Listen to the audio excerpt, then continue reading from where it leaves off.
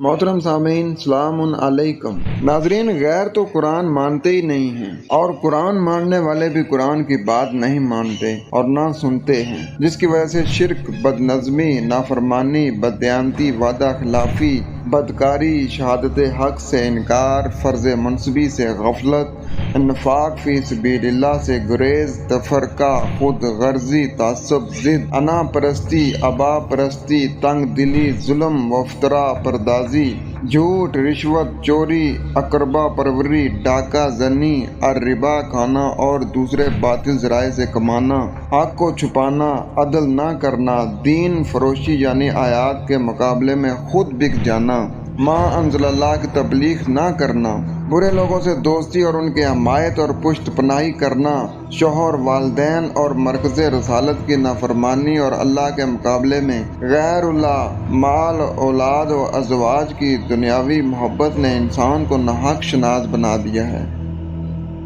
مذکورہ خرابیوں میں اخلاقی بیماریوں سے بھرپور معاشرہ اپنے جرم کا اعتراف نہ کرے اور اپنے آپ کو تندرست سمجھتا ہو تو ایسے معاشرے میں اصلاح کے مواقع معدوم ہو جاتے ہیں۔ معاشرے کا ہر قدم تباہی اور بربادی کی طرف جاتا ہے۔ جب آپ پڑھتے ہیں سورۃ نمبر 10 آیت نمبر 57، اس میں مالک کائنات کا ارشاد ہے، یا ایھا الناس قد جاءتکم موعظۃ من ربکم وشفاء لما فی الصدور وہدی ورحمۃ للمؤمنین۔ اے لوگو، تمہارے پاس تمہارے رب کی طرف سے ایک ایسی چیز آئی ہے جو نصیحت ہے اور دلوں میں جو روگ ہیں ان کے لیے شفا ہے اور رہنمائی کرنے والی ہے اور رحمت ہے ایمان والوں کے لیے۔